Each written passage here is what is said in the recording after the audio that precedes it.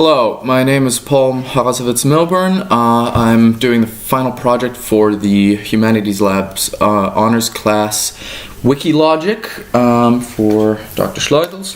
And yes, I'm doing a video essay broadcast, whatever you want to call it, for my final project, and here it is. I will be working from the general question, what is digitalization doing to our brains, personality, and society? Now, this is loosely based on the lecture on Google, and we'll be working from there using different cases and going into far more depth with this final project than was done in the literature using different examples. Specifically, instead of only looking at what it's doing to our brains, I will also be using multiple case studies to attempt to investigate what it is doing to our personalities and to our society. Now, the problem that we are dealing with is from a new unknown technology that is changing how we interact with the world, ourselves, with society. These problems are arguably problems. One can make the convincing argument, although I wouldn't, that these technologies, in fact, are making us smarter, are bringing us along, or bringing us forward. However, I would argue that instead it is allowing our impulses to run wild, to drive us into a new direction, both how we act as individuals, how we are in society, and how our brains work. And therefore should be seen as a problem of the subconscious, and in other words, a problem of technology enabling the subconscious. The problem itself is specifically caused by how we react to this technology. How our impulses react, how our subconscious reacts. And it will be analyzed by investigating behavior and linking it to our cause. Of course, this link made by the arguments I will be giving you in the next however minutes. These, of course, being fallible. Now, the importance of the question cannot be done away with, as we are talking about the importance for who we are and what we are becoming. Understanding who we are now and what we really want to do, who we really want to be. Both in our society, what kind of society we have, what kind of society we want to have, what kind of society we arguably might have, and how we learn to act, or to learn why we act the way we do, and what tech has to do with it, being, of course, the background, the context. At stake is also, of course, who we are, and the stakeholders, or the stakeholder is us, is our society, and one that arguably is, bleak.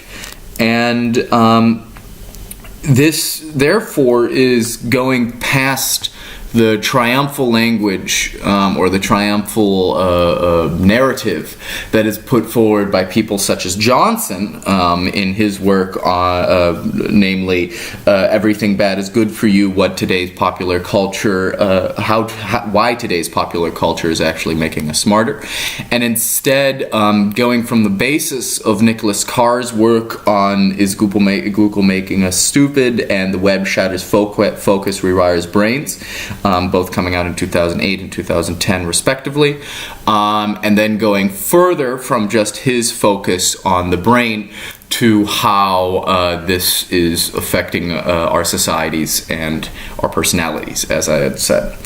And therefore, getting to the meat of this investigation, I would start with this subject. In other words, what Carr writes. And how the internet is changing our brains. And this goes from the basis that all mediums that one works with shape the ideas or shape what ideas you have. Now this on the one hand is simply the tools you have in front of you. And I mean the example for that is how Nietzsche's friends reacted when he started using a typewriter. And his friends at that time said that his writing style changed, that his ideas changed, that they became more compact, less general, less ambiguous. And also on sort of the idea of a mechanized system, that how a supply chain or how an assembly line, I mean, how an assembly line can change how people move, how people work. Furthermore, this point then can be transferred onto something like language, that the language that we speak changes how we think and changes how our brains work. And therefore, the argument then now is that as we are condensing our language, our medium, firstly our language, how we are condensing our language from long texts to short messages, that we are becoming more focused and less holistic, less focused on the larger picture and instead more effective, right to the point. And furthermore, that the process of how we get to that is leading us to become less focused. That due to all these small messages, we are becoming less focused and more unhinged from what is actually in front of us. And this is simply due to the organizing system that we have been put into. And Google wants to be a large system that organizes everything, that allows AI algorithms or algorithms and AI to clearly to break down data, to break down personality, to break down people into a few bits, into very simple ideas.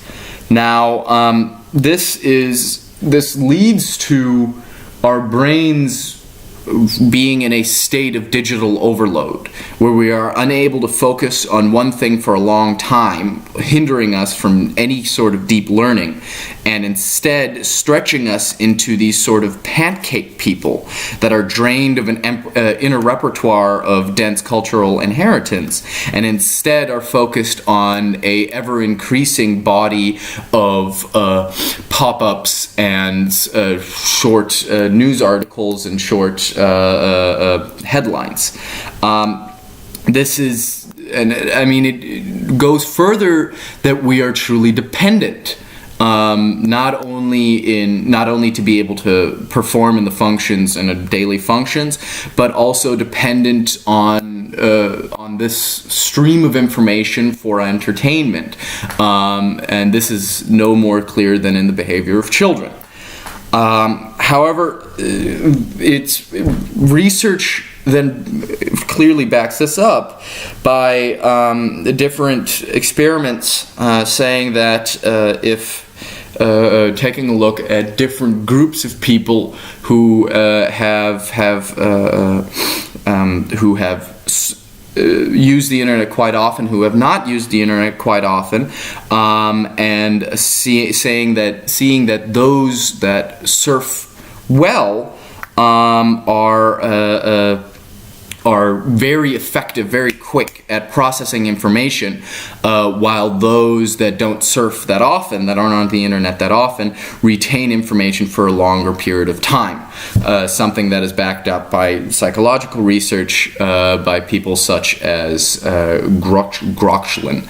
Now, all in all, this comes together to the simple argument that skimming is becoming reading.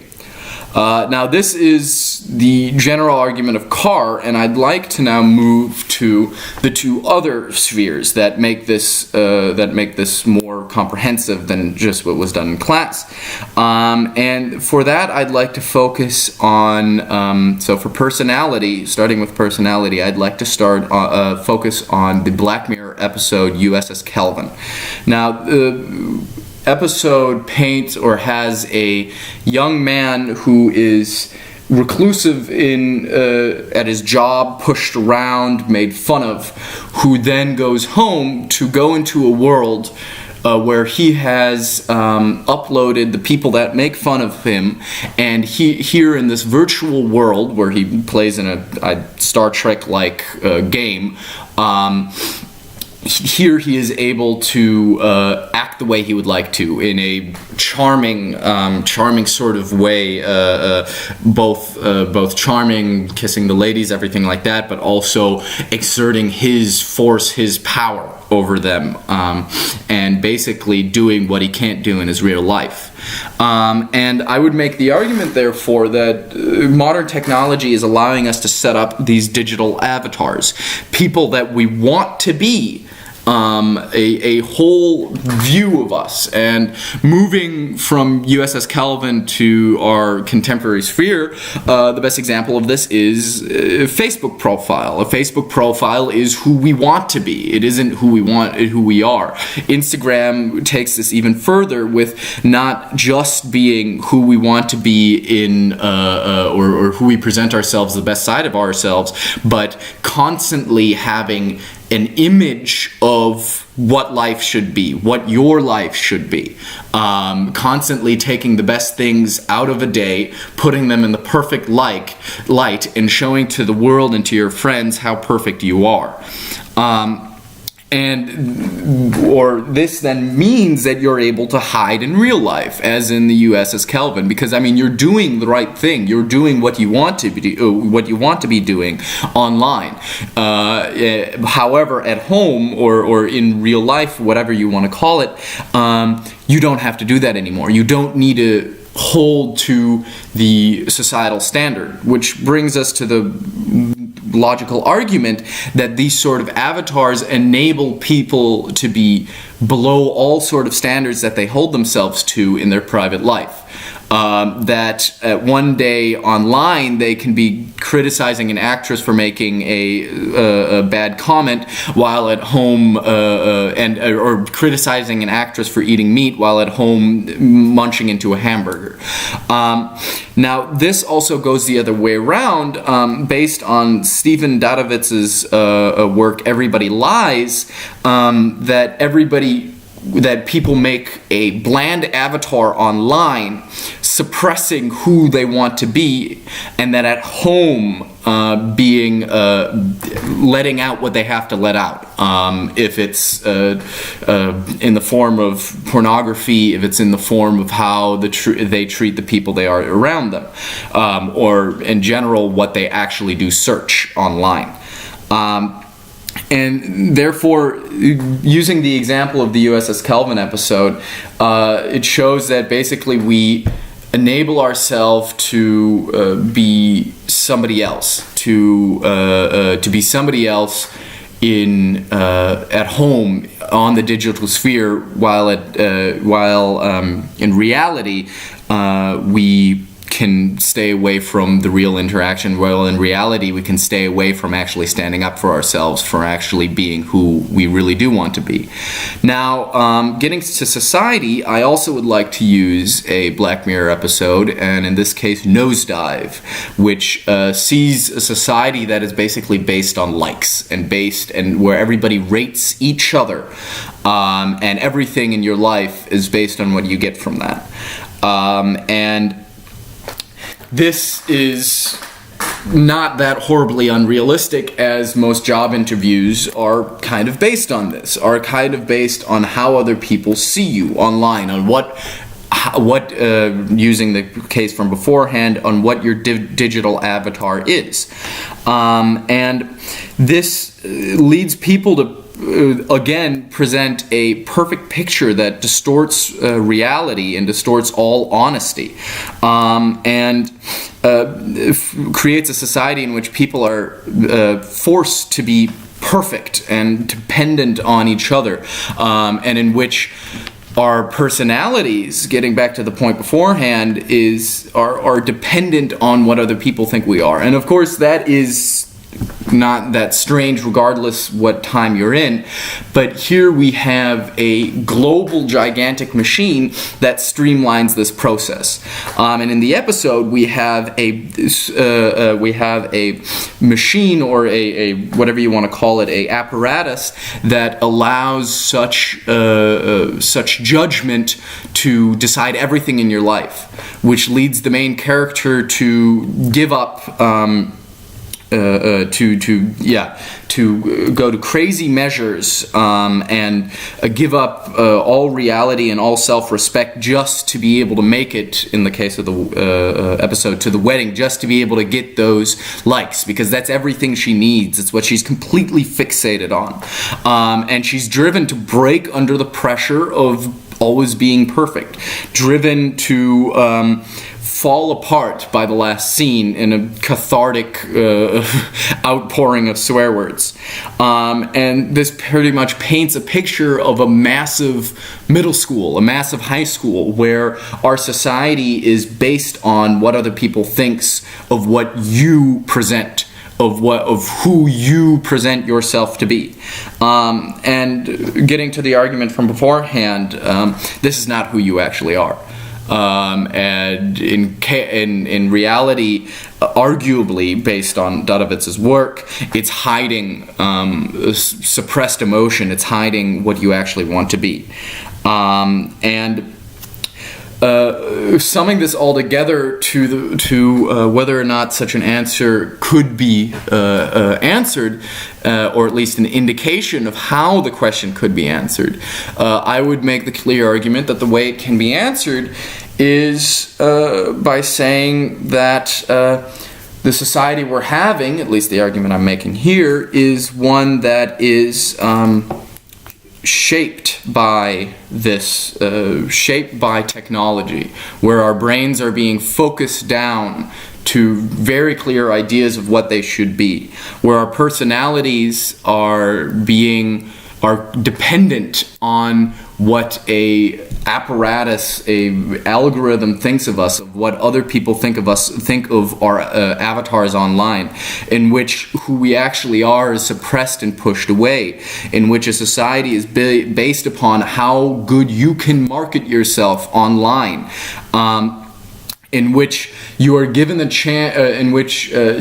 chance to either be horrible at home while presenting a perfect picture online, or being untrue to yourself, as in the case of USS Kelvin, in the quote-unquote real life, while letting out all those suppressed emotions and being horrible in a game online. And if it doesn't have to be terrorizing your co-workers, then it can just be a shooter game. And if it doesn't need to be dressing up and presenting yourself perfectly when you go into school, then it just has to be having an Instagram account where you do 5 pictures a day in which you present yourself the way you want to be seen, the way you want everybody to see you. And therefore, to answer the question, what is digitalization doing to our brain's personality and society, I would say it's making us, on the one hand, more efficient, more focused on small issues, more focused on compartmentalized issues, less focused on deep learning, less focused on true interest. It's making us more fake in our lives. And it's making our entire society more fake, and driving down people's impulses, and forcing people to be perfect all the time, and lead them to a breaking point. Therefore, in the I realize I've talked a little bit too much. I would finish this by saying that technology is a danger for who we are and how we think. And therefore we should be careful of how we allow it to drive our personalities. If we allow it to stop us from truly learning something, if we allow it to determine our personalities, to determine how we present ourselves to others, and if we allow it to lead us to have completely superficial lives. Thank you, and see you. Have a nice day.